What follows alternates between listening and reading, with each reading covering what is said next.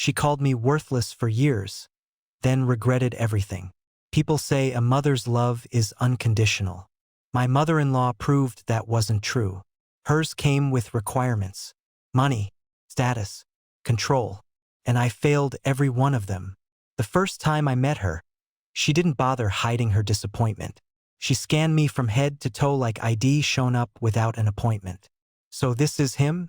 she said to my wife, loud enough for the room to hear. "The teacher?" She smiled, but her eyes had already made up their mind. I should have listened to that moment.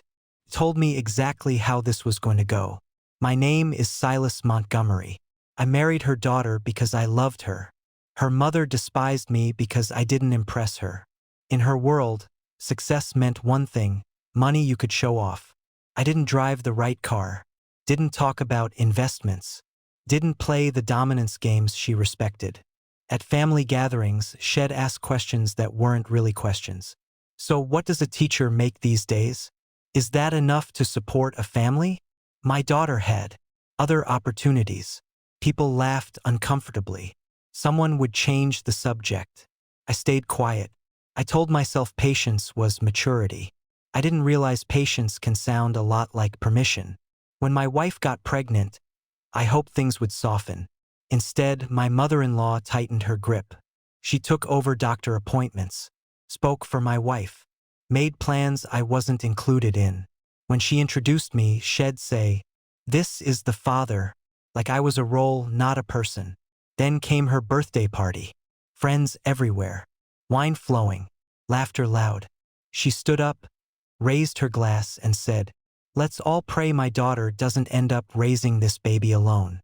Because not every man can provide." The room went dead silent. My wife started to stand. I gently pulled her back down, and I smiled, because that was the moment I stopped trying to earn respect from someone who needed to feel superior to breathe. What my mother-in-law never knew was this: I hadn't been a teacher for 2 years. ID resigned quietly. No announcement. No explanations. I partnered with a former student, now a software engineer, and we built an online education platform. Started small. Then schools signed on. Then districts. By the time my son was born, the man she mocked no longer existed. I just let her keep talking. Sometimes silence isn't weakness. Sometimes it's strategy. Her health failed suddenly. Heart condition. Emergency surgery. Bills piled up fast. Her husband was gone. Her savings were thinner than her pride. Her sons, who she bragged about for years, were suddenly unreachable.